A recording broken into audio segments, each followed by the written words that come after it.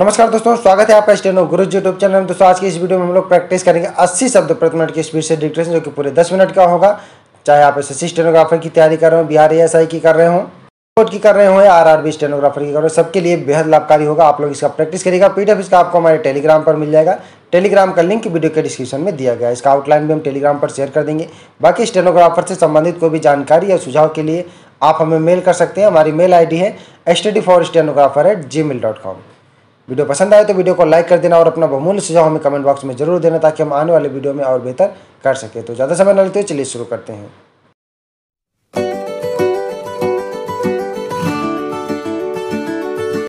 सतर्कता की आवश्यकता। हिमाचल प्रदेश में स्वास्थ्य के मोर्चे पर लगातार लापरवाहियां उजागर हो रही हैं, जबकि स्वस्थ समाज की परिकल्पना तभी साकार हो सकती है जब लोग स्वस्थ हों। लोगों के बेहतर स्वास्थ्य के लिए ही सरकार हर स्तर पर अस्पताल खोलती है और उसमें सुविधाएं जुटाई जाती हैं, लेकिन स्वास्थ्य से जुड़े मामले में किसी भी स्तर पर बरती गई थोड़ी सी लापरवाही भी लोगों के जीवन पर भारी पड़ जाती है। अस्पताल की प्रयोगशाला में बीमारी की जांच की जाती है, जबकि ब्लड बैंक में एकत्र किया गया रक्त रखा जाता है। इस रक्त को ज़रूरतमंद को दिया जाता है। लोग रक्तदान भी इसी भावना से करते हैं कि उनके रक्त से किसी ज़रूरतमंद की जान बच सकती है। लेकिन यदि मरीज को अगर गलत ग्रुप का ब्लड चढ़ाया जाए तो उसकी जान भी जा सकती है। इस तरह की लापरवाही कतई नहीं की जानी चाहिए। जिस तरह का मामला बिलासपुर में सामने आया है, यहाँ जिले के निजी अस्पताल में एक प्रसूता को रक्त की ज़रूरत पर जिला अस्पताल से रक्त लाया गया। जब मरीज को रक्त चढ़ाने से पहले देखा गया कि उस पर एक्सपायरी डेट अंकित है, इस कारण उसे नहीं चढ़ाया गया। इस मामले की जांच करने पर पाया गया कि रक्त की पैकिंग पर गलत तिथि अंकित हो गई थी। सवाल यह है कि इस तरह की लापरवाही कैसे हो गई। इस तरह की शिकायतें अन्य अस्पतालों से भी आती रही हैं, जहां पर किसी की ब्लड सैंपल रिपोर्ट ही गलत बता दी गई या किसी मरीज के रिपोर्ट किसी और मरीज को दे दी गई। पिछले दिनों शिमला में भी एक महिला को इसी तरह की गलत रिपोर्ट के कारण जान गंवानी पड़ी थी। महिला को HIV पॉजिटिव बता दिया। यह खबर सुनने के बाद महिला अवसाद में चली गई और फिर हालत बिगड़ने पर अगले ही दिन उसकी मौत हो गई। हालांकि बाद में पता चला कि रिपोर्ट गलत थी, लेकिन एक लापरवाही ने महिला की जान ले ली। हमें यह समझना होगा कि किसी भी व्यक्ति का जीवन बहुत कीमती है। स्वास्थ्य संस्थानों में लोग स्वास्थ्य लाभ के लिए जाते हैं और यदि वहाँ पर किसी तरह की लापरवाही हो जाए तो किसी के जीवन पर भारी पड़ सकती है।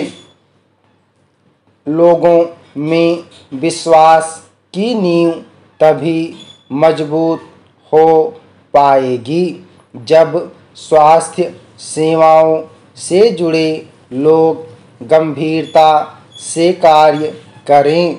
लोगों को भी चाहिए कि अस्पताल में जब भी किसी सैंपल इत्यादि की रिपोर्ट ली जाती है तो उस रिपोर्ट पर मरीज का नाम व अन्य जानकारी अवश्य देख लें।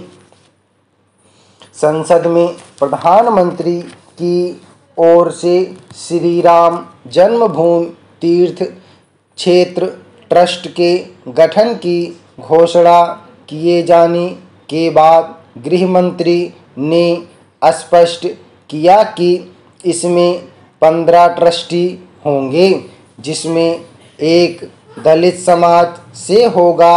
यह आश्चर्यजनक है कि कुछ दलों ने प्रधानमंत्री की घोषणा पर इस बहाने आपत्ति जताई कि इसके माध्यम से दिल्ली में चुनावी लाभ लेने की कोशिश की गई है। यह विरोध के नाम पर विरोध जताने के अतिरिक्त और कुछ नहीं। एक तो सुप्रीम कोर्ट ने अपने फैसले में यह निर्देशित किया था कि 3 माह के अंदर यानी 9 फरवरी के पहले सरकार को राम मंदिर निर्माण के लिए ट्रस्ट का गठन कर देना चाहिए और दूसरे कम से कम अब तो विपक्षी दलों को यह समझ आ जाना चाहिए कि अयोध्या में मंदिर निर्माण की पहल राजनीति या चुनावी प्रश्न नहीं था। यह तो राष्ट्रीय आकांक्षा थी कि अयोध्या में राम के नाम का मंदिर बने। यह अच्छा नहीं हुआ कि इस आकांक्षा की न केवल अनदेखी की गई बल्कि उसका उपहास भी उड़ाया गया। चूँकि श्री राम जन्मभूमि तीर्थ ट्रस्ट अयोध्या में राम मंदिर के निर्माण और उससे संबंधित विषयों पर निर्णय लेने के लिए पूर्ण रूप से स्वतंत्र होगा, इसलिए यह भी स्पष्ट है कि मंदिर निर्माण में सरकार की कहीं कोई भूमिका नहीं होगी। यही उचित भी है।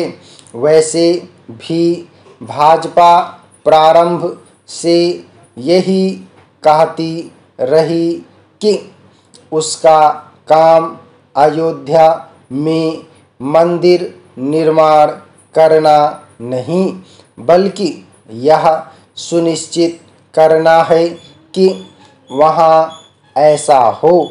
दुर्भाग्य से भाजपा जब जब यह कहती थी कि अयोध्या में राम मंदिर बनना चाहिए तब तब विपक्ष की ओर से उस पर निशाना साधा जाता था। अंततः एक ऐसी स्थिति बनी कि करीब करीब सभी दल यह कहने को विवश हुए कि अयोध्या में राम के नाम का मंदिर बनने पर उन्हें आपत्ति नहीं।